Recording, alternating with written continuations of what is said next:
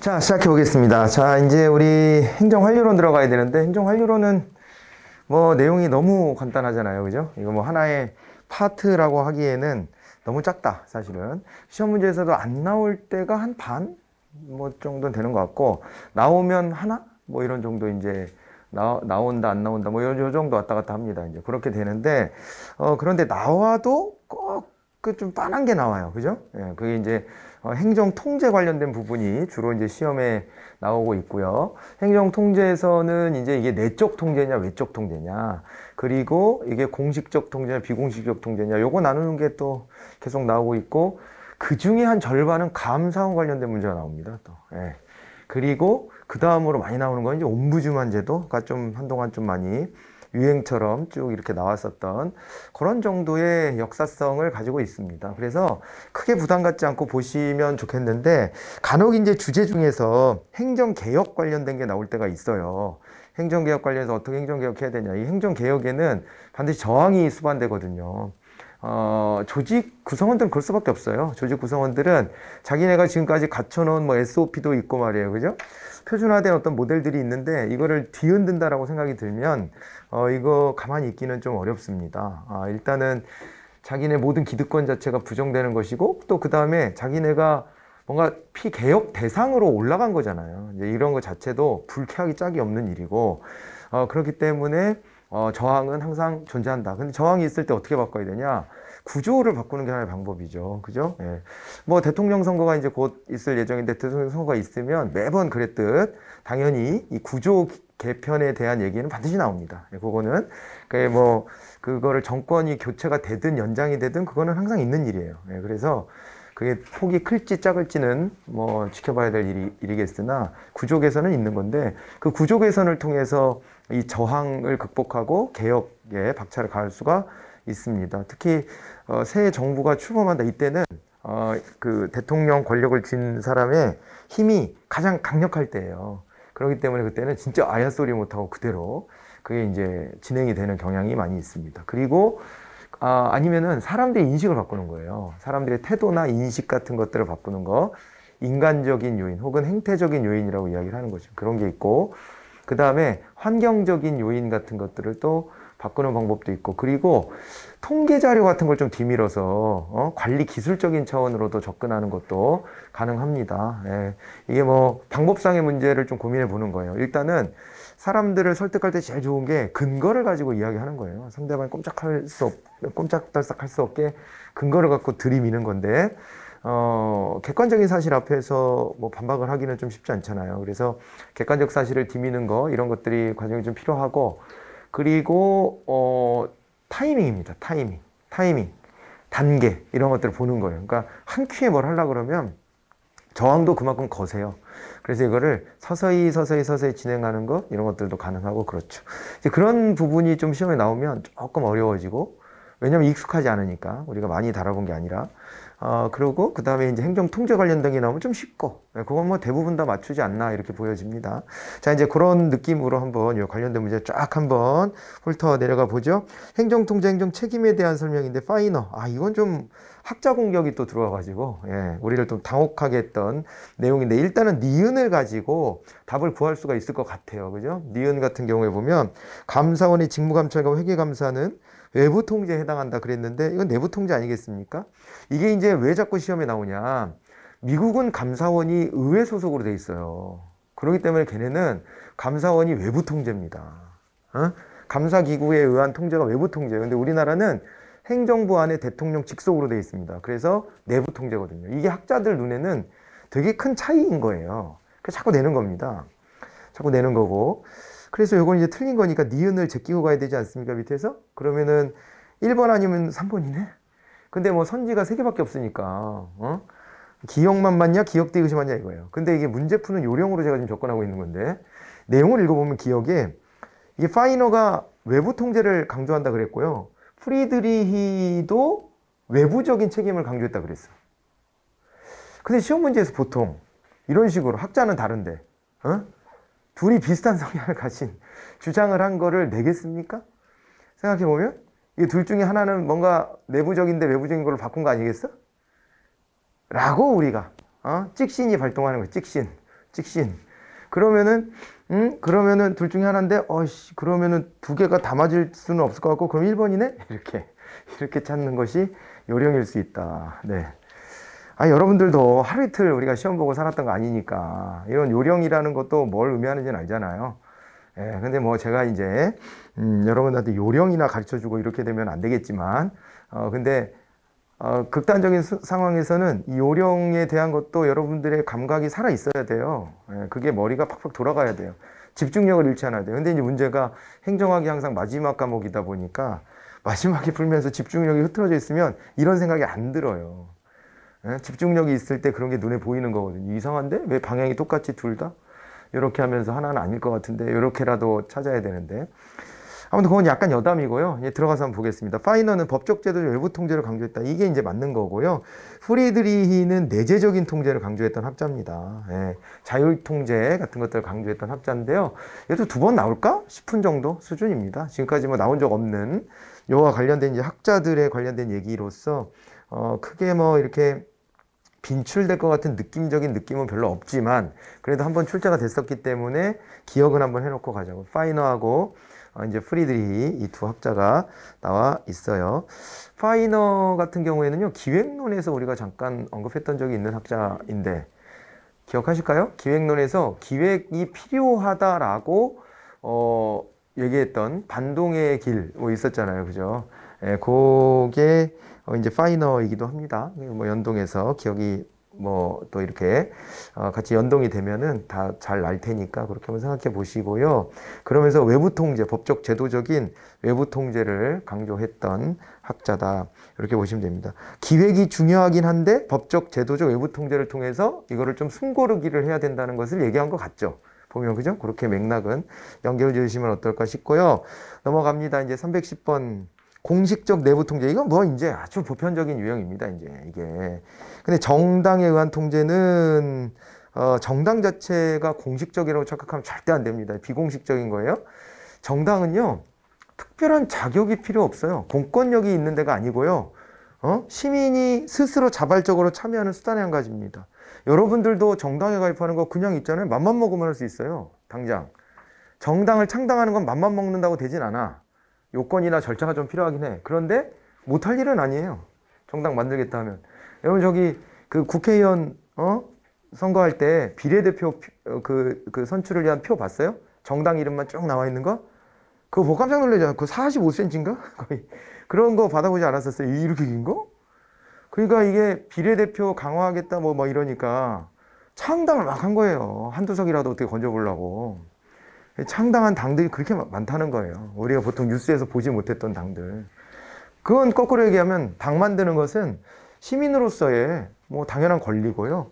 만드는 절차가 조금은 있지만 그렇게 뭐 못할 일은 아니다. 발 벗고 뛰어다니면 할 수는 있는 일이다. 정당에 가입하는 것은 정말 아무것도 아니다. 되게 쉬운 일이다. 그 정당은 공권력을 가진 기구가 아니라는 거. 그죠? 그걸 알아두셔야 돼요. 그래서 이게 비공식적이 되는 겁니다. 정당은 헷갈려요, 우리가. 정당 출신들이 국회의원도 하고 대통령도 하기 때문에 이게 공식적인 기구 아니야? 이렇게 자꾸 착각하게 돼요. 전혀 그렇지 않다. 이렇게 봐두셔야 되고. 그 다음에 이제 여기 보시면은 내부 통제, 외부 통제에서는 외부 통제가 맞죠? 외부 통제. 행정부가 아닌 거는 다 외부 통제니까. 자, 그래서 1번은 틀렸고요. 그 다음에 감사원에 의한 통제는 공식적이고 내부 통제가 맞죠? 이거 봐요. 감사원 나온다니까요. 별것도 아닌, 그 되게 쉬운 얘기잖아요. 이 309번에서도 감사원 나왔고, 여기도 감사원 또 나왔죠. 그렇게 되고, 사법부에 의한 통제, 요거는 이제 공식적이죠. 공권력을 가진 기구잖아요. 공권력을 가졌고, 강제력을 행사할 수 있고, 그리고 외부 통제라는 것 때문에 틀렸습니다. 그 동료 집단의 평판에 의한 통제는 내부 통제는 맞거든요. 근데 이것도 비공식적인 거죠. 평판이니까. 공권력을 동원하는 게 아니고, 자기들끼리의 평판이에요. 자기들끼리의 평판. 알겠죠? 자기들끼리 평판. 그래가지고 동료 집단의 평판에 의한 통제 이렇게 해서 받으시면은 요거는 이제 아무튼 비공식적 내부 통제 이렇게 구분하시면 되겠고요. 자, 그 다음에 외부 통제가 아닌 것 그랬는데 이것도 감사원 아니겠습니까? 또 이렇게 다 계속 감사원이에요. 감사원입니다. 국정감사가 뭔지는 알죠? 우리가 예산 이론 공부할 때 이게 나왔던 거잖아요. 국정감사. 요거는 원래는 정기회가 열리기 전까지 그 해의 국정감사가 마무리가 돼야 됩니다. 원칙은. 그런데 그 원칙을 지키는 걸 저는 한 번도 본 적이 없어요. 저는. 저보다 길게 사신 분은 없죠. 여러분들도 아마 그거 목격한 적이 없을 거예요. 관심이 없어서 그리고 언제 하는지도 모르고 있었을 거예요. 저는 착각을 했던 게 옛날에 국정감사는 정기회 중에 의무적으로 하게 돼 있는 거라고 생각하고 있었어요. 그 정도로 정기회 기간에 하는 것만 봤어. 관심을 갖고 봐도. 그랬었는데 막상 이 규정을 찾아보니 이게 정기회 이전에 끝나게 돼 있는 거예요, 원래는. 그런데 본회의에서 의원들이 모여서 의결로 이거 본회의 전에 하기에는 지금 뭐 좀 우리가 준비가 좀 덜 됐으니까 본회의 기간 중에 하자. 본회의래 내가 말 잘못했다. 정기회 기간에 하자. 9월 1일 날 정기회가 열린다 그랬습니다. 국회는 1년에 한 번은요 의무적으로 열리게 돼 있는 거예요. 그게 9월 1일이에요. 나머지 기간에 일 안 하냐? 안 해도 상관없어요. 그런데 이제 안 하면 국민한테 욕 얻어먹으니까 안 하지 않지. 매달 열어요, 사실은. 근데 그때 열을 때는 임시회라 그러거든요. 그 정기회, 의무적으로 열어야 되는 건 9월 1일이 되면 무조건 열리게 돼 있습니다. 100일 이내 회기를 가지고. 그때 해야 되는 주된 일은 예산 처리예요. 예산 심의하고 확정하는 일을 요 기간 안에 하는 겁니다, 원래. 그리고 국정감사는 그거 예산안을 심의하기 위해서 몸을 풀어놔야 돼. 알아놔야지. 예산안을 심의하기 전에 앞서서 어떻게 해야 되는 거예요? 그 전에 니네 일 잘하고 있냐? 갖고 와봐. 들여다보자. 그러고서 이제 예산을 올라오면 일을 이따구로 해놓고 예산 달라고 그러네? 양심도 없다. 이거 깎는다? 이런 식으로 가야 되는 거예요, 원래. 일 절차가. 근데 그거를 8월 달까지 못해, 국회가. 보통. 그래서 9월 달이 되면 그때로 미뤄서 그때 이제 정기회를 연다. 이렇게 받으시면 됩니다. 정기국회. 그리고 그 정기국회 때, 이제 국정감사가 보통 열린다. 그 얘기를 말씀드렸고요. 국정감사가 끝나고 나면 그 다음에 어떻게 합니까? 그 다음에가 이제 대통령 시정연설이 있고, 그리고 예산 심의 과정에 이제 돌입을 하는 거죠. 그 절차 다시 한번 기억해 두시고요. 어쨌건 요거는 외부 통제냐? 맞습니다. 의회가 하는 거니까 외부 통제가 되고요. 행정명령 위헌 여부입니다. 그거 위헌 여부. 위헌입니다. 위헌 여부 심사. 이렇게 했는데 이 법원이 하는 거니까요. 법원이 하는 거니까 어떻게 됩니까? 이것도 외부 통제가 맞죠. 그죠? 그리고 헌법재판소도 외부 통제. 이렇게 되는 거죠. 헌법재판소라는 데는 법원을 두 동강이 내는 겁니다. 법원이 한 몸뚱아리였는데 이거 행정개혁 당한 거예요. 이게. 그 87년도에 딱 보고 그때 독재 정권에 맨날 빌붙어 있었던 이 법원을 못 믿겠다 해가지고 헌법재판 같은 경우라도 떼어놓고 하자. 그래가지고 헌법재판소를 별도로 만들었던 그런 역사 가지고 있어요. 이것도 일종의 사법 절차인 것이니까 그렇게 알고 외부 통제로 보시면 됩니다. 312번 갑니다. 요거는 이제 뭐 내용이 어렵진 않으나 요거를 이제 여러 개를 줘서 시간 겐세이를 지금 하고 있다. 시간이 많이 들어가는데 빨리빨리 찾아야 되겠어요. 그죠? 행정안전부는 내부 통제고요. 국회 국정조사는 외부 통제. 국정조사는 국정감사랑 다른 점이 딱 하나예요. 뭐 어떤 게 다르냐면요. 국정감사 기간이 아닐 때 특정한 사안만 가지고 국정감사처럼 해보는 거예요. 알겠죠? 그러니까 국정감사 기간이 아닐 때 하나의 사안을 가지고 다루는 게 국정조사다. 이렇게 보시면 됩니다. 국정조사.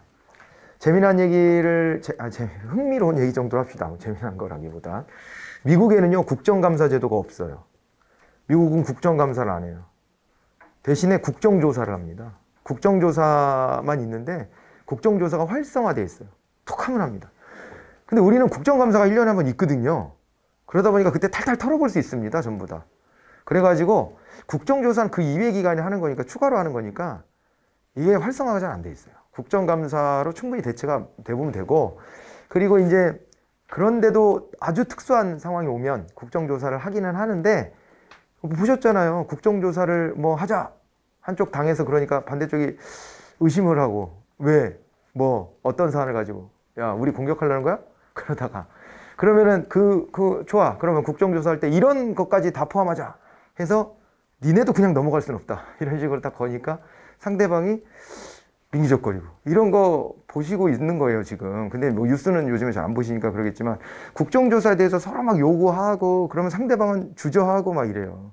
이 일종의 정치적인 공방의 도구로 좀 쓰이는 경향이 우리나라에서 좀 있고, 그러다 보니까 상대편 정당이 안 받아들이려고 하고 그러는 겁니다. 그리고 하자 그랬다가도 어디까지를 조사할래?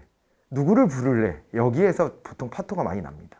예, 그 정파적인 어떤 이해관계들이 좀 엮여요. 그래서 우리나라 국정조사는 그렇게 활성화되어 있는 제도는 아니고 국정감사가 있기 때문에 그걸로 많이 합니다. 근데 미국은 국정감사가 없으니까 의원들이요 쉽게 국정조사를 열어요.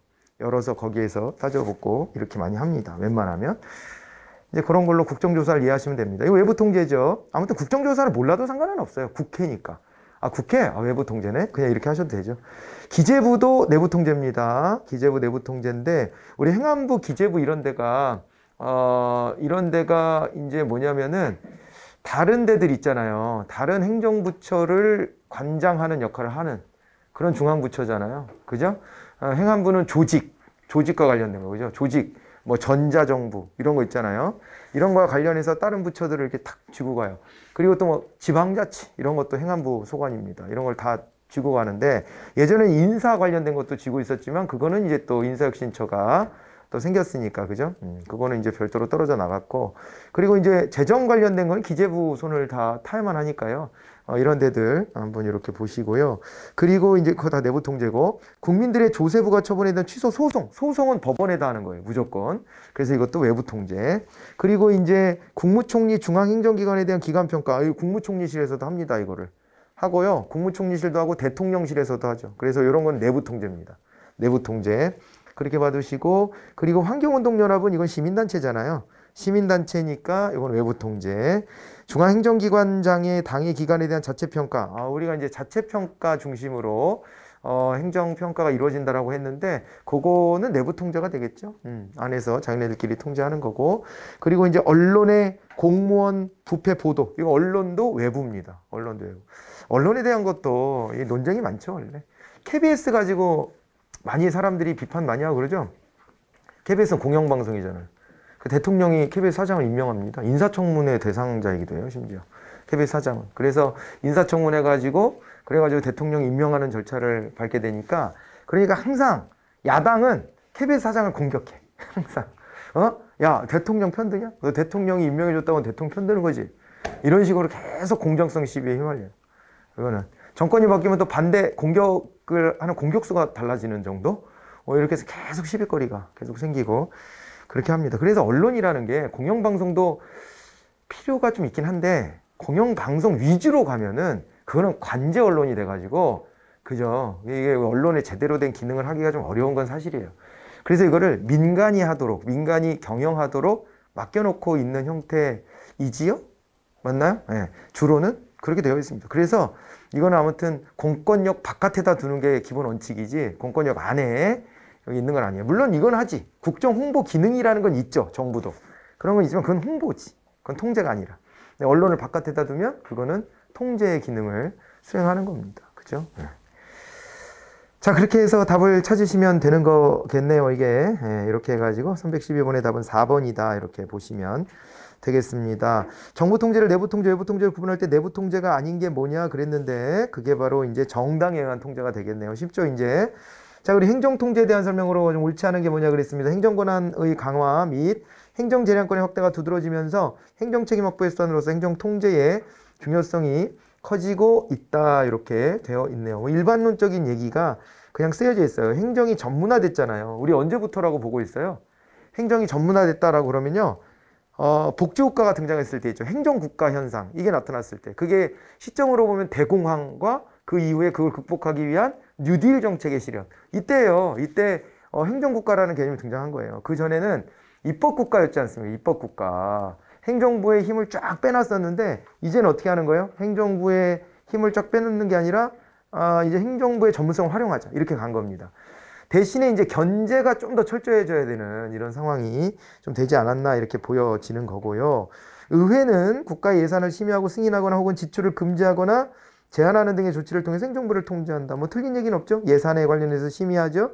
확정하죠. 그 다음에 지출을 금지하기도 하죠. 삭감도 하니까. 그죠? 제한도 하고 용도 제한을 하잖아요. 이런 것들이 다 들어오고요. 그 다음에 행정이 전문화 복잡성을 띠게 된 현대 행정국가 시대는 이 내부 통제가 훨씬 더 중요해졌습니다. 요거는 아주 중요한 포인트인데, 외부 통제만으로는 안 되는 것들이 많이 생겨버렸어요. 뭐가 안 되는 겁니까? 세세한 내막을 몰라요. 외부에서는. 그죠? 그러니까 국회의원들이 항상 무능한 이미지를 갖고 있는 이유가 뭔지 알아요? 국회의원 무능한 이미지가 있는 게, 행정 관료들하고 이렇게 말씨름하다 보면은 자기가 이제 논리적으로 딸려서 나중에 가서 소리 지르고 끝나는 경우가 많아. 그거 제일 우스운 일이잖아요. 내용으로 안 되니까 지금 태도가 그게 뭡니까? 이러는 거 있잖아. 국회의원들이. 그런 장면들이 많이 언론을 타죠, 이렇게. 그러다 보니까 야, 저 국회의원 또 발렸다. 이런 식의 느낌을 주는 거예요. 근데 제가 봤을 때 우리나라 국회의원 수준이 낮지 않아요. 우리나라 국회의원 되려면 각 분야에서 난다긴다 하는 정도의 스펙이 있어야 그냥 공천을 받을까 말까 하지 않습니까? 그래서 그 사람 전문성이 없는 사람들이 아닙니다. 그런데 이게 행정 관료들은요, 더 세밀한 영역에서 그거를 실제 자기네들이 오랜 세월 집행해 본 노하우가 쌓여 있는 사람들. 근데 국회의원들은요, 다뤄야 될 범위가 그거보다 훨씬 넓어요. 넓다고요. 넓다 보니까 국회의원들 이것도 신경 써, 저것도 신경 쓰게 분산돼. 신경 써야 될 게. 그런데 이 사람들이 가가지고 니네 일 이거 똑바로 못한 거 아니야? 그러면은 이 사람들은 할 말들이 많은 거예요. 그래서 이제 존경하지도 않지만은 항상 존경하는 의원님이라고 말을 꺼내면서 반박을 하죠. 네, 그러면은 할 말이 없어질 때가 많은 거죠. 그래서 의원이 그 내부적인 아주 세밀한 부분을 파악하지 못해서 약간 좀 쭈그러지는 경우들이 있습니다. 그럴 때 이제 자기가 민망하면 이제 태도 지적을 하고 본 의원을 비웃는 거냐 이러면서 막 이제 그렇게 가기도 하고 이런 거를 국민들이 봐서 그렇지 아무튼 국회의원들이 그렇게 수준이 엉망진창은 아닙니다. 근데 왜 여기 밀리는 거냐? 아까 말씀드렸던 그거예요. 아주 디테일한 영역의 실제 집행 현장에 있는 사람들의 전문성을 바깥에서 들여다보고 이거 잘못된 거 아니야? 지적하는 사람이 다 알기가 어렵죠. 다 알기가 어려워요. 이 비유가 될지 모르겠는데 이 공무원 시장에도 야, 그 과목 보니까 수능하고 겹치는 거 많은데 수능 선생들이 와서 하면 되지 않을까? 그리고 수능 출신 선생들이 그냥 와가지고 강의를 막 열고 막 그랬었거든요. 근데 성공한 사람이 손에 꼽기도 힘들 정도예요. 왜 그러냐? 디테일이 디테일. 그러니까 이 수험생들의 정서 이런 거 잘 모르는 거죠. 그러니까 제일 대표적인 게 고등학교 한국사 강의할 때는 갑자기 막 자기가 독립투사인 것처럼 일본 얘기만 나오면 막 욕하고 갑자기 흥분하고 막 이렇게 하면 애들이 멋있다 선생님 이게 먹혔었거든. 그래서 공무원에 와서도 똑같은 걸 하더라고 사람들이. 그러면 싫어합니다. 이게 다 성인인데. 그리고 옛날에 다 경험해 봤고 그죠? 또 저 포인트에서 저러는구나 이런 생각밖에 안 들고 그리고 지금 빨리 진도 나가서 시험 준비해야 되는데 왜 저러나 하기도 하고 말이야. 그러다 보면은 오히려 컴플레인이 생기더라고. 이런 게 아주 대표적인 케이스입니다. 그래서 그 대상자가 달라졌잖아요. 근데 대상자가 달라졌는데 내용이 엇비슷하기 때문에 나도 잘할 수 있을 거야. 그냥 막연하게 생각했다가는 큰코 다치는 거지. 비유가 좀 됐나? 그래서 행정부 관료들이 하는 일이 겉에서 봤을 때 야, 이거 이렇게 하면 되는 거 아니야? 이렇게 보여도 실제 세부적인 걸로 들어가면 그 사람들의 전문성을 그 노하우를 바깥에서 보고 이렇게 컨트롤하기가 쉽지가 않아요. 그래서 내부 통제가 중요하다 그러는 겁니다. 이제 외부에서 통제도 물론 잘해야 되지만 외부 통제만으로는 세세한 걸 집어낼 수 없어요. 사실은 눈속임 해도 모르고 지나갑니다. 그래서 내부 통제 기능이 훨씬 더 중요해졌다. 요거는 최근에 여러 번 물어보고 있는 포인트예요. 이게 요 부분이. 그래서 잘 알아두셔야 되겠습니다. 3번이 답이 됐고요. 일반 국민의 선거권이나 국민투표권 행사를 통해서 행정을 간접적으로 통제하죠. 이거는 뭐 비공식적 통제가 되는 겁니다. 비공식적 통제. 그러니까 이것도 헷갈리는 부분이 있어. 선거는 이건 공식적인 거잖아요. 국가와 관련된 거, 그죠? 국민투표도 그렇지 않습니까? 그리고 이게 결정이 되면 그게 강제력도 있는 거고. 근데 왜 이게 비공식적 통제라고 그러지? 이럴 수 있는데요. 이 행위 자체가 공식이냐 비공식이냐를 떠나서 행정부를 통제하는데 공권력이 동원된 거냐 아니냐를 가지고 봐야 돼요. 근데 우리가 선거권 행사하는 건 공권력인 거가 맞아요? 아니, 주권자가 주권을 행사한 건 맞아요. 근데 그게 공권력입니까? 국가 기구인가요, 우리가? 그거 아니잖아요. 그럼 비공식이에요. 알겠죠? 그러니까 시민이 컨트롤하고 들어가는 건 무조건 비공식이라고 보시면 돼요. 예, 그게 투표, 선거여도 마찬가지예요. 이거 잘 갈라놓으셔야 돼요. 헷갈리는 포인트입니다. 아까 정당 좀 헷갈리고요.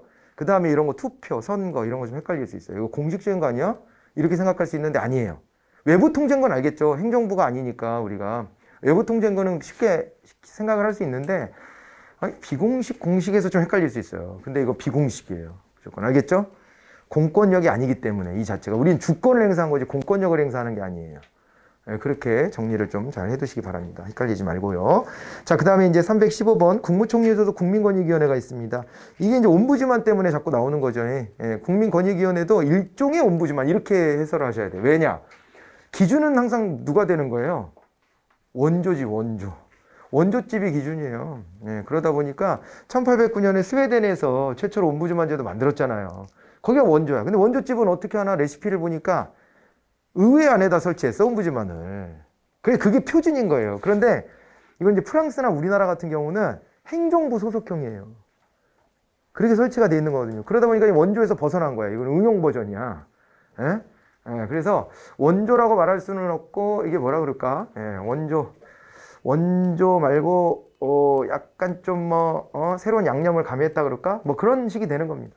그래서 우리가 독특한 형태가 되어 버린 거예요, 그게. 그래서 일종의 옴부즈만 이렇게 말해야 되는 거죠. 일종의 옴부즈만이다. 왜냐하면 그 안에서 다루는 거, 고충 민원을 처리하려고 하는 것은 유사하거든요.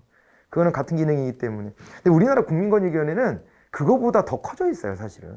그러니까 우리나라 국민권익위원회는 하는 일이 크게 세 가지입니다. 하나가 옴부즈만처럼 이제 고충 민원을 처리하는 것. 고충 민원은 지금 당장의 권리 의무 침해예요. 그래서 이거는 우선적으로 해결해 주게 돼 있거든요. 일반적인 민원하고 또 좀 달라요.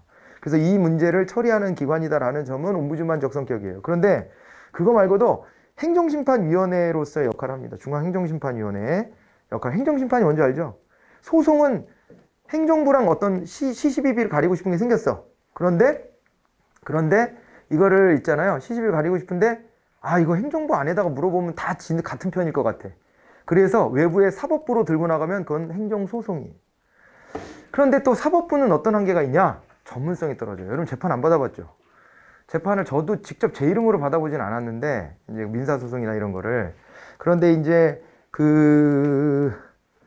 좀 간접적으로는 제가 휘말린 사건이 있었어요. 그래서 이제 옆에서 보고 저도 좀 뭐 준비도 해보고 이렇게 해보면은 야, 이걸 판사를 어떻게 이해시켜야 되나 이게 되게 골치 아픕니다. 판사가 이걸 알까? 모르지. 판사가 어떻게 다 알아. 모든 영역을 다 알 수가 없잖아요. 그러니까 우리는 원래 이런 식으로 진행되고 있는 거가 이게 표준인데 거기에서 벗어난 행위를 제가 했어. 이거를 설득을 판사를 해야 되는, 판사한테 설득을 해야 되는 거예요. 이게 보통 일이 아니에요. 보통 일이 아니에요. 판사 복이 있어야 돼. 그걸 알아듣는 판사와 못 알아듣는 판사. 이거는 판결이 완전 거꾸로 나옵니다. 그래가지고요. 와, 이게 이제 복불복의 성격도 좀 있어요. 사실은. 누가 내 재판을 맡아주냐에 따라. 그 얘기는요. 행정소송, 객관적이어서 좋습니다. 행정부하고 내가 갈등이 생겼어. 그런데 행정부 안에다 물어보면 지들끼리 팔이 안으로 굽을 거니까 의심스러워서 바깥으로 갖고 가서 객관화시키는 거는 도움이 되는데 소송이. 그런데 이 판사를 또 이해시켜야 돼. 그거는 또 되게 또 힘겨운 과정입니다. 그래서 그게 더 짜증난다 싶으면은 그냥 한번 믿어보는 거야. 행정부 안에서 한번 상급기관으로 들고 가보는 거예요. 그래서 얘네가 일처리 이렇게 했는데 잘못된 거죠? 이렇게 물어보는 거지. 그게 행정심판입니다. 이 행정심판의 최종 버전이 이제 그 국민권익위원회 소관이다 이렇게 봐두시면 되는 거예요. 알겠죠? 행정심판 그렇게 봐두시고 그 다음에 또 하나가 이제 부패방지입니다. 부패방지 업무를 권익위원회가 하고 그렇게 합니다. 그래서 이 세 가지 업무를 하는 것이 바로 이제 국민권익위원회죠. 그래서 이게 이제 옴부즈만 성격을 갖고 있고요. 국민권익위원회 위원장과 부위원장은 국무총리 제청으로 대통령이 임명한다 이렇게 나왔습니다. 그죠? 자, 그래서 이게 이제 국민권익위원회 위원장이다 그러면은 장관급 자리가 되고요. 부위원장이 차관급 자리인데 부위원장도 무려 3명이나 존재합니다.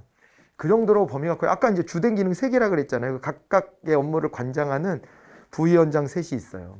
그렇게 되고 좀 더 깊게 들어가 보면은 그리고 상임위원이 또한 3명 이렇게 있습니다. 상임위원이. 그렇게 하면은 벌써 위원장 하나에 부위원장 셋에 상임위원 셋에 그렇게 하니까는 벌써 7명이죠.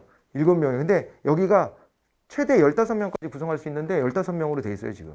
그래서 그 7명을 빼고 나면은 8명이 남죠. 그 8명은 어떻게 하냐? 8명은요. 국회에서 보내주는 거 셋, 또 대법원장이 지명하는 거 셋, 이런 식으로 돼 있어요. 그렇게 해서 꾸려요. 마치 우리가 헌법재판소나 왜 중앙선거관리위원회를 꾸릴 때 대통령이 셋, 뭐 국회가 셋, 그 다음에 대법원장이 셋 이런 식으로 하는 것처럼 비슷하게 그렇게 꾸려져요.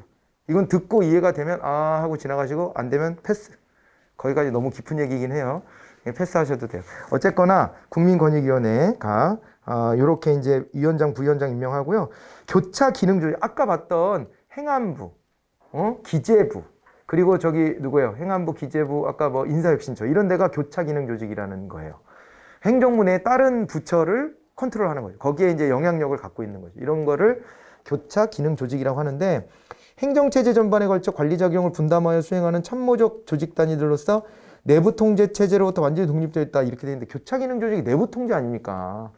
그 안에서 그죠? 그 참모적 기능이 좀 있죠. 왜냐하면 조직, 인사, 재정 이거 참모적인 거잖아요. 옆에 그러니까 부수적인 업무를 저 옆에 지원해 주는 거잖아요. 사실은 경영 지원 같은 걸 해주는 거지 일종의 행정 지원을 해주는 거지. 그런 기능인 건 맞는데 그런데 내부 통제입니다. 철저히 이건 내부 통제라고 보셔야 되고 2번이 답이 됐고요.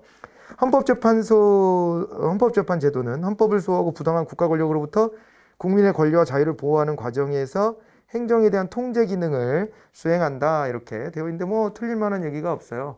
헌법재판소는요 딱 헌법재판만 관장합니다. 근데 그 종류가 5가지가 있는데 이것도 뭐 달달달 외울 정도까지는 아니고 찾아낼 수 있을 정도까지로 감각만 익혀 놓으셔도 돼요. 위헌법률 심판 어디서 들어보셨죠? 그리고 헌법소원 심판 있고 그리고 또 이제 위헌정당 해산 심판, 탄핵 심판 그리고 헌법소원 심판 이렇게 있습니다. 그래서 5가지를 하는데요. 헌법소원 심판 한 번 했나? 권한쟁의 심판 안 했나 보다. 권한쟁의 심판 이렇게 5가지를 하는 건데 다 헌법을 기준으로 해서 판단해 주는 거고요. 예. 특히 국민들이 자기의 헌법상의 권리를 침해받거나 했을 때 그럴 때 이제 최후의 보루로 찾아갈 수 있는 데가 헌법재판소이기도 한 겁니다.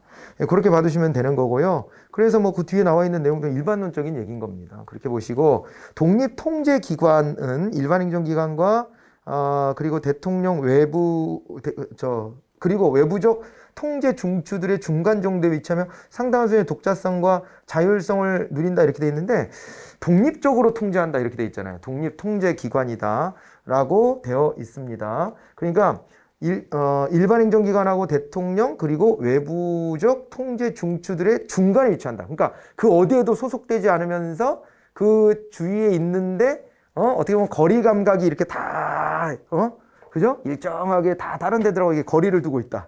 이런 거잖아요. 이랬을 때 제일 먼저 떠오르는 건 우리나라 같으면은요 국가인권위원회 같은 데죠. 국가인권위원회는 행정부 소속인 거는 맞는 거라고 이해를 해주고 있는데 그러면서도 대통령 소속도 아니고 국무총리 소속도 아니고 그 어디 소속도 아니에요. 응? 별도로 그냥 딱 독자적으로 그냥 위치하게 내두는 겁니다. 그래서 문재인 대통령 그걸 이해하고 있는 것 같아요. 당연히 대통령이면 다 이해하겠지. 근데 왜 그랬냐면 어떤 행동을 했었냐면 국가인권위원회 위원장 임명장을 수여하는 자리에서 자기가 90도 폴더 인사를 하고 들어간 게 화제가 돼서 뉴스에 나온 적이 있어요. 한 재작년쯤 되나? 그게 의미하는 바가 뭘까? 그게 의미하는 바는 대통령이 개인적으로 내가 아는 사람인데 나보다 나이도 있고 뭐 내가 존경하는 사람이라 인사하면 이렇게 할 수 없는 거예요. 대통령은. 대통령 어디 가서 고개 숙이고 그러는 거 아닙니다. 원래. 예? 그거 우리 국가가 고개를 숙이는 거랑 똑같은 거라서 그렇게 안 하는 거예요. 그러니까 외국에 나가서 외국 정상 만났는데 아이고 이러고 고개 숙이고 이러면 안 돼. 너무 예의 바라도 안 돼. 절대 고개 숙이면 안 돼요. 빳빳한 자세로 이렇게 가야지. 그게 원래 원칙이에요. 근데 왜 그럼 국가인권위원장 임명장을 주는데 고개를 숙이면서 들어갔을까? 이거는 독립기구로서의 위상을 내가 존중하겠다라는 일종의 퍼포먼스였을 것이다 라고 제가 분석한 겁니다. 제가 분석했는데 이 사례를 말씀드리는 이유는 그렇게 기억해 놓으시라고. 그렇구나. 이 독립기구구나. 대통령이 뭐 어떻게 할 수 없는 독립기구. 근데 임명장을 당연히 대통령 이외에 누가 줄 수가 없으니까 대통령이 주는 거고 이런가 보다 라고 생각해 놓으시라고 이 사례를 한번 말씀드려봐요. 아무튼 그런 정도 보시면 됩니다. 이런 기구가 있어요. 그리고요, 그 다음에 그러니까 이제 자체적인 어떤 통제력을 가지고 여기는 굴러가야 되겠죠. 외부에서 그 누구도 통제하기가 좀 어려워요. 약간 그런 위치에 있습니다. 그리고 316번 가볼게요. 옴부즈만 제도에 대한 설명 옳지 않은 거 그래서 스웨덴에 처음 도입했다 그랬고 행정 내부 통제 한계를 보완하는 제도로서 외부 통제라는 얘기네 이게 2번이 그죠? 근데 그럼 맞다고 하셔야 돼 일단. 왜냐하면 옴부즈만의 원조는 스웨덴이니까 스웨덴식으로 먼저 떠올리셔야 돼. 국민권익위원회라고 안 했으면. 알겠죠? 그래서 이거는 외부 통제가 맞는 거예요. 그러니까 행정부 내부에서는 아까도 말씀드렸지만 팔이 안으로 굽을 수 있으니까 이런 거에 고충민원을 의회 소속의 옴부즈만이 대신 해결해 준다 이렇게 하는 거거든요. 지금 국민 편에 서서 해줘야 된다. 시정을 촉구하거나 건의함으로써 국민의 권리를 구제하는 제도입니다. 근데 이게 시정을 촉구하거나 건의한다. 이게 한계예요. 이거 때문에 이빨 없이 집 지키는 개라는 비아냥을 듣는 거 아닙니까? 스스로 결정해서 강제 집행을 할 수 있는 힘은 없어요. 그냥 권고하는 겁니다. 우리나라 국민권익위원회도 권고. 근데 권고한 거를 막 안 지키고 그러기에는 약간 애매하긴 해. 근데 법적으로는요, 버텨볼 수도 있어요. 국민권익위원회 권고했다고 우리가 다 들어야 되는 거 아니다. 이렇게 버틸 수는 있는데, 그거 어색해지지. 어색해져. 대통령이 간섭할 수도 있는 거죠. 야, 국민권익위원회 권고했는데 니네 안 하냐? 이러면 끝나는 일이잖아, 이게 사실은. 그래서 권고하면 공신력이 없는 건 아니에요. 그런데 법적으로 의무적으로 그걸 다 받아야 되는 건 아니에요, 또. 그런 정도인데, 옴부즈만도 그건 동일합니다.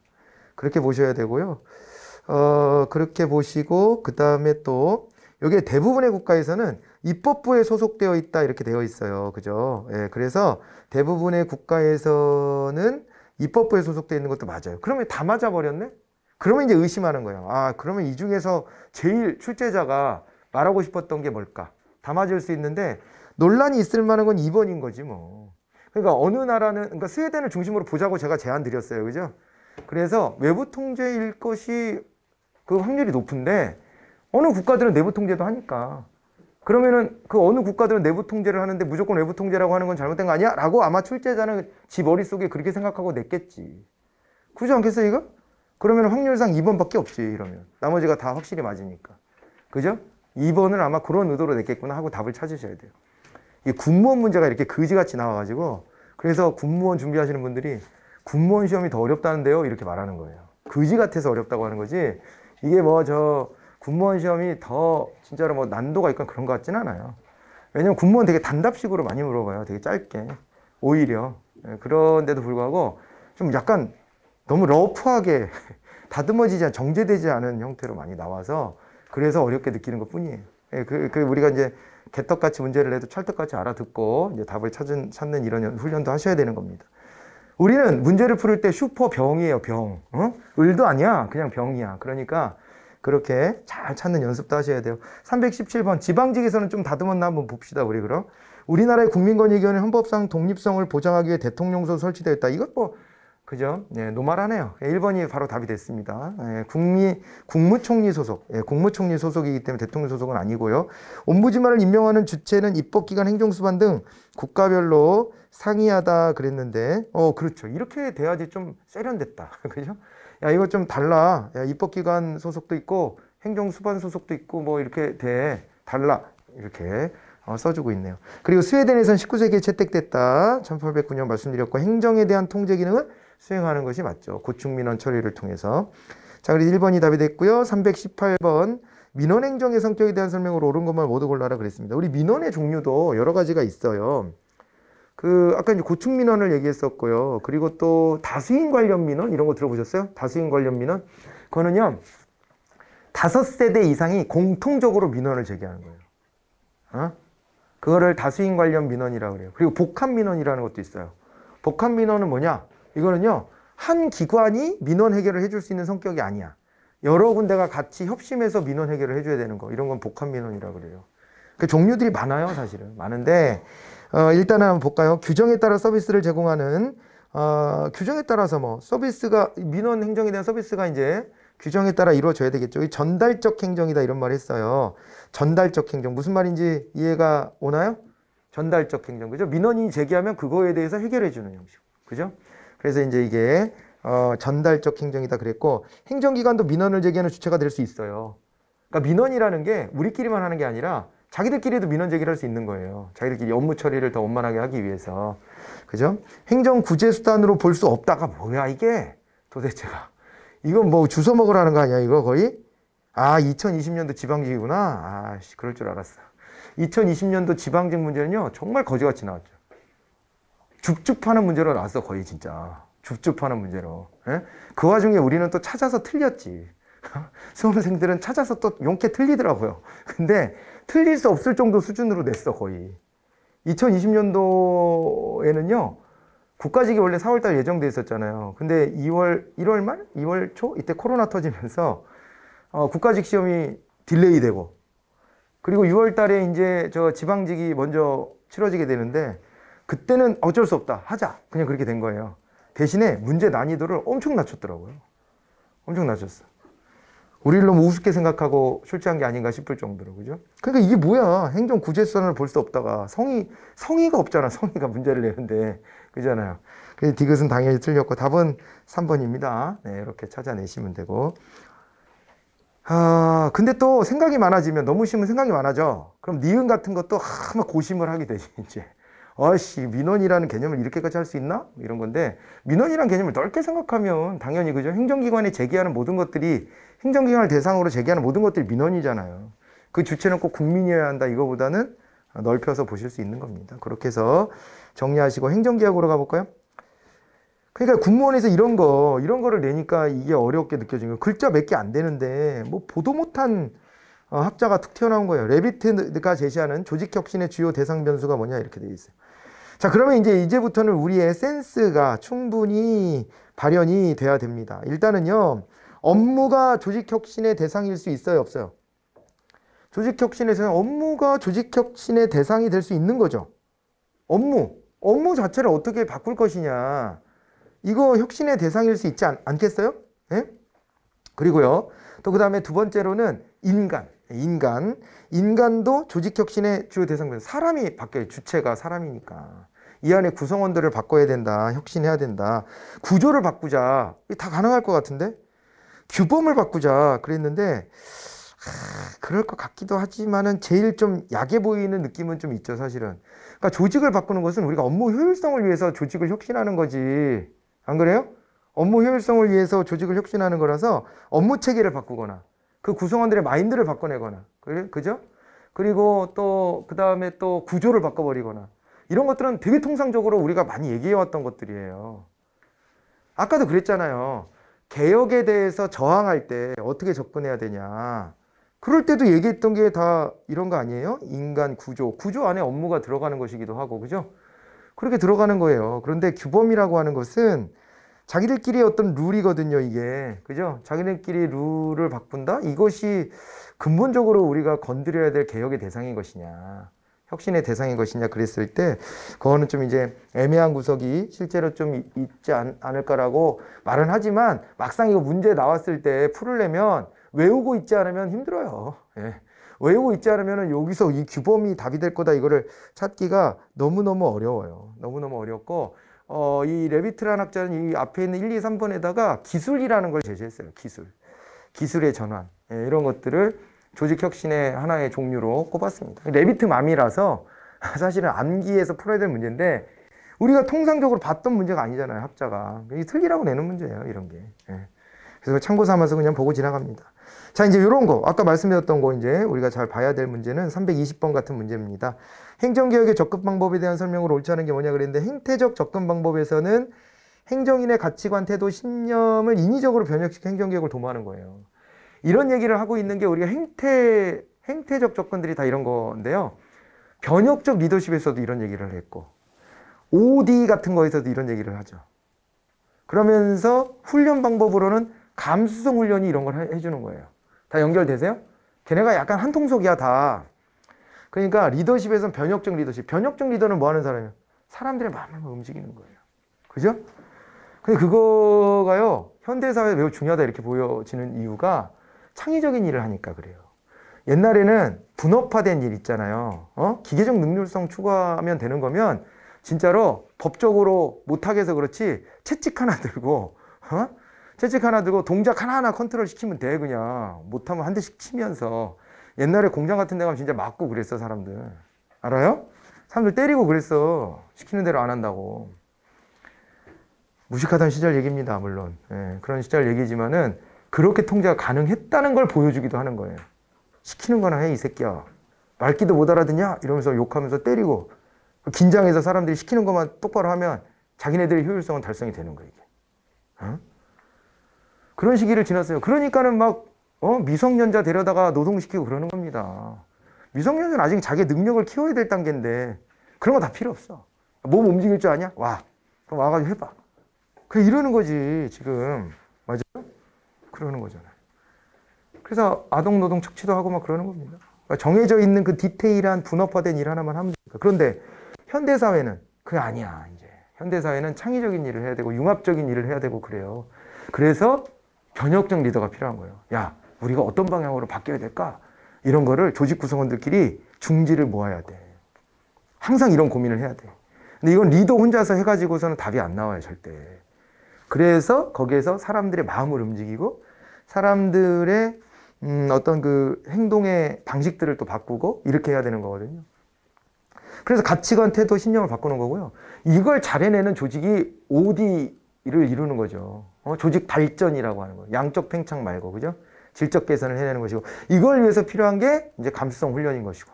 됐나요? 그렇게 보시면 됩니다. 자, 이렇게 연결해서 보시고, 여기 행정개혁할 때도 그래서 그 주된 방법의 한 가지로 행태적 접근 방법이 있는 거예요. 이렇게 해서 사람들을 좀 바꿔보자. 사람들 마인드를 바꾸면 되지 않냐. 이렇게 되어 있는 거예요. 구조적 접근에서는 통솔범위의 원리, 명령의 원리, 계층제 원리, 조정의 원리 등을 강조한다. 행정개혁이라 그랬는데 지금 뒤에 나와 있는 것은 다 보니까 관료제에서의 기본 원리들이에요. 지금 보니까. 그죠? 네. 그런 것인데 행정개혁의 접근에서 구조적 접근에서 통솔범위를 바꾼다든가 그러면 관료제 안에서. 그죠? 이게 원래 관료제의 기본 원리들이잖아요. 통솔범위의 원리니 명령통일의 원리니 뭐 계층제 원리, 조정의 원리인데 말하고자 하는 게 뭐냐면 구조적 접근에서는 이런 관료제적인 행동들을 좀 바꾸자는 거지. 통솔범위? 야, 그거 좀 바꿔봐봐. 야, 바꿔봐. 명령통일? 야, 꼭 통일돼야 되나? 바꿔봐봐. 뭐 이렇게 무슨 얘기인지 알겠어요? 그리고 이제 계층제 원리? 야, 너무 계층이 많으면은 너무 수직적으로 권위적이지 않냐? 좀 바꿔봐봐. 아예 팀으로 좀 바꾸면 어때? 조정의 원리 이런 거는 아예 수평적, 수직적 경계를 좀 허물어봐. 이런 식으로 옛날에 해왔던 관료제적인 원리들을 수정한다 이런 의미로 2번을 쓴 거예요 지금. 그러니까 구조적 접근에서는 이걸 들여다본다는 거야. 기존의 관료제 조직을 바꿔야 되니까 변화시켜내야 되니까 조직의 구조를 바꾼다는 건 관료제 조직을 탈관료제 조직으로 만든다는 거잖아요. 그러니까 기존의 관료제의 기준들을 좀 건드려야 되는 거 아닌가? 이렇게 나오는 것이고요. 그 다음에 현대행정에서 가장 타당한 행정개혁의 방안은 구조, 관리기술, 인간 등 종합적 영역에 관심을 갖는다. 요즘에는. 네. 요즘에는요, 이 종합적 영역에 관심을 갖고 있어요. 그러니까 구조적 접근을 할 것이냐, 관리기술적 접근할 것이냐, 행태적 접근할 것이냐, 인간적, 행태적 접근할 것이냐, 이거를 나눠서 접근을 했었거든요, 과거에는. 그런데, 야, 다 필요한 것 같은데? 이렇게 된 거지. 동시에 하면 안 돼? 동시에? 동시에 하자. 이렇게 가는 겁니다. 자, 그래가지고, 요게 이제, 3번, 이것도 맞는 얘기인데요. 구조적 접근이란 주로 과학적 관리 기법에 근거해서 업무 수행 과정에 중점을 두면서 관리 기술의 개선을 강조한다. 에이씨, 답이 그냥 보이네. 관리 기술이라며 뒤에. 관리 기술적 접근이면 관리 기술적 방법이에요, 그냥. 구조적 방법이 아니고. 구조적 방법은 아까도 말했지만은 부처청을 막 통폐합한다든가 막 이런 거 하는 거 있잖아요. 그런 걸 하고 팀제 같은 거 막 만든다든가 뭐 이런 거 하고 그래야지 구조적 개선이고, 관리기술적인 접근 아까 말씀드렸던 것처럼 뭐 통계를 들이민다. 그 다음에 뭐 서서히 점진적 변화를 이끌어낸다. 아니면 단계적인 접근을 한다. 뭐 이런 거 있잖아요. 그런 것들이 들어오는 거거든요. 4번이 답이 됐습니다. 자, 그 다음에 321번도 좀 어려운 문제예요. 자꾸 군무원에서 지금 버벅거려지죠. 버퍼링이 생기죠. 그죠? 일반적이지가 않았죠, 문제들이. 우리나라 행정개혁의 순서 그랬는데 모르겠다. 그죠? 모르겠는데 하나는 많이 봤던 것 같아. 뭐 하나는 많이 본 것 같지 않아요? 뭐 좀 봤어요? 우리가 기출문제 공부하다 보면 정부 3.0을 많이 보지 않았어요? 근데 어느 정부 때 했던 거라고 제가 설명드리고 갔나요? 정부 3.0. 박근혜 정부였어요. 그래서 제가 그 얘기 했는데, 제가 이거 현존하는 우리나라 대한민국 공무원들한테 들은 얘기예요. 들은 얘기인데, 정부 3.0을 그렇게 외치더니 문재인 정부로 바뀐 다음에는 그 말이 금기어 비슷하게 됐대. 방향은 크게 다르지 않을 거예요, 사실은. 아니, 정부 3.0이 뭡니까? 정부 3.0이 맞춤형 정보 제공 이런 거예요. 이 방향을 문재인 정부 와서는 뭐 안 하나? 하지. 하지만 용어를 그렇게 부른 건 불쾌해. 전 정부가 한 거잖아. 전 정부가. 예? 그래서 용어 자체가 사용되지 않고 거의 폐기됐다는 거예요. 정부 3.0이라는 개념 자체가. 그런 얘기를 제가 들어서 전달해 드리곤 했는데 이번에 안 했었나? 처음 듣는 얘기예요? 안 했나?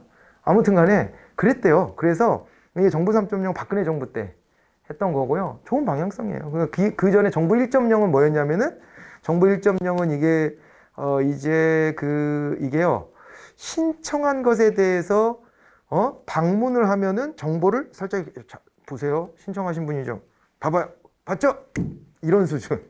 이런 수준 정부 1.0. 그거라도 우리가 권위주의에서 탈피했기 때문에 그나마 보여주기 시작한 거예요. 그게 정부 1.0. 그런데 정부 2.0은 뭐냐? 인터넷 시대가 됐어, 이제. 그러니까 인터넷을 통해서 양방향으로 정보 전달이 가능해졌겠다. 그러니까 인터넷을 통해 갖고 정보 공개를 해주고, 전보다는 이제 더 민주화가 진척됐으니까 더 많은 규모를 열어주고, 이렇게 됐다가 3.0은 뭘 선언한 거냐면, 야, 개인들이 원하는 정보를 선제적으로 오픈도 해주고, 그 다음에 또 원하는 것을 그 사람의 니즈에 맞춰서 공개해주는 방향으로 가자. 여기까지 간 거예요. 양방향성 이런 건 여전하고, 당연히 유지되고, 거기서 더 나가서 맞춤형 정보 이런 것까지 가자. 이렇게 했던 겁니다.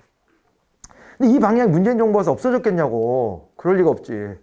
그런데 그 용어는 쓰지 않아요. 제가 이 얘기를 왜 문제풀이 과정에서 또 한 번 더 강조해 드리냐. 여러분들이 어떤 문제집들 보면은 정부 3.0 관련된 문제가 많이 있어요. 우리 단원 문제집에도 있을 거예요. 근데 안 나올 겁니다, 아마. 안 나올 가능성이 높아요. 그게 박근혜 정부 때는 매년 나왔어요. 매년 나왔는데 문재인 정부로 바뀐 다음에 감쪽같이 사라져. 지금 5년간 기출해서 지금 없다는 거 아니에요, 지금. 여기에 여러 개 중에 섞여서 한번 나온 거지. 맞죠? 네, 그래서 감쪽같이 사라졌어. 그래서 더 이상은 크게 언급은 안 될 건데, 얘는 이제 우리 행정개혁의 순서를 얘기한 건데요. 이거 하나만 갖고 답을 찾기에는 어렵네요. 순서를 찾아내야 돼서. 그죠? 순서를 찾아내야 되는데, 문재인 정부가 열린 혁신인 거는 아십니까, 혹시? 에? 못 들어봤죠, 잘? 잘 못 들어봤어요. 이런 거에 이제 관심 잘 안 가져, 언론에서. 그래가지고 열린 혁신 요거는 그런 식으로 그냥 유야무야 된 것 같고, 그래서 이제 그거까지 하면 2번이 답인 거는 알아요, 이제. 그렇게 찾을 수는 있는데, 문제 어려워져 버린 거예요. 그리고 행정쇄신위원회가 김영삼 정부 때 행정쇄신을 한다고 이렇게 선언을 했었고, 그 다음에 또 이제 정부혁신지방분권위원회, 이런 게 또 나왔잖아요, 그죠? 정부혁신지방분권위원회가 나왔죠, 그죠? 예. 요게 이제 정부혁신지방분권위원회가 노무현 정부 때 또 강조됐던 얘기이기도 합니다. 그래서 그렇게 하면은 순서대로, 순서야 한국사 공부하시니까 다 알잖아요. 대통령 순서는 2번인데 참고만 하세요. 예, 어쩔 수 없이 저도 설명을 길게 할 수밖에 없는데 낯선 거라서. 그런데 참고만 하시고, 오히려 예전 기출문제들 보면 정부 3.0만 줄기차게 나왔었어요, 이 중에서. 그랬던 겁니다. 그건 이제 순서를 나열해봐라 이렇게 해서 참고만 하시고요. 지방분권 같은 경우는요, 노무현 정부가 진짜 강조 많이 했어요. 지방분권은. 그 노무현 정부 때에는요, 사례가 몇 가지 있죠. 세종시 공약을 누가 했던 거예요? 노무현 정부. 그 세종시로 옮기는 거 강력하게 밀어붙인 것도 노무현 정부예요. 중간에 빠그러질 위험이 여러 번 있었어요. 여러 번 있었는데 끝까지 밀어붙인 겁니다. 그래서 수도 이전이 안 되면 행정중심 복합도시로 행정부처라도 내려가라. 이렇게 돼서 행정부 소속 공무원들이 노무현 대통령을 미워했겠지. 그죠? 왜 우리만 다 내려가냐. 이래 미워했겠지. 그리고 공기업 같은 것도 지방으로 지방에 혁신도시 다 만들었잖아요. 그래서 거기에 혁신도시에 공공기관들 다 내려가 있어요. 다 내려가 있어. 그리고 내가 이쪽에 그 공기업 다니는 얘기를 들어보니까 지금 모 후보도 그거 연장선상에서 남아있는 공공기관도 다 내려보내겠다. 100%. 이렇게 공약한 후보가 있다며. 그래서 자기네 회사 안에서는 그 사람은 다 싫어한다. 이렇게. 아직 서울에 있거든요, 거기는. 그 얘기를 하더라고요. 그렇겠다. 당사자 입장에서는. 당연히, 그죠? 그럴 텐데, 아무튼 그게 노무현 정부 때 시작된 일이고요. 노무현 정부 때 그런 걸 되게 강력하게 밀어붙였고, 심지어 수도권에 있잖아요. 대기업은 수도권에 공장을 못 만들게 했어요, 아예. 예, 그래가지고 그것도 위원이네, 뭐네, 이러고 난리 나고 그랬었어요. 이런 거는 여러분들 옛날 노무현 정부만 해도 시간이 많이 지나서 여러분들 기억이 없을 텐데, 이렇게 포인트를 하나를 딱 심어 놓으세요. 지방분권, 그러면 노무현 정부 때 특히 강조했다 이런 거 정도 하나 그냥 힌트를 하나 남겨놓고 가는 거예요. 이런 이야기랑 같이 기억하면은 잘 안 까먹으니까. 자, 이렇게 해서 이번 시간에는 행정 환류론에 대해서 한 판 끝내봤어요. 뭐 판서도 그냥 생략했습니다. 별거 없고 그냥 내용도. 그래서 머리로 한번 기억해 보는 걸로 했고, 근데 이제 관건은 남은 시간 동안 이 지방행정을 마무리를 져야 되는데, 이 지방행정은 문제는 지금 몇 개 없지만 복습을 제대로 하고자 마음먹으면 이게 양이 장난 아니게 많아요. 이게 기억해야 될 양이. 그리고 이제 최근에 지방자치법도 전면 개정돼서 이제 시행이 되고 이렇게 하기 때문에 그 부분에 대해서도 우리가 새롭게 또 비교해서 알아야 될 것도 많고, 그래서 정신 우리 또 잘 또 이렇게 환기하고 와서 빡세게 한번 나가보도록 하겠습니다. 잠깐 쉬었다 오세요.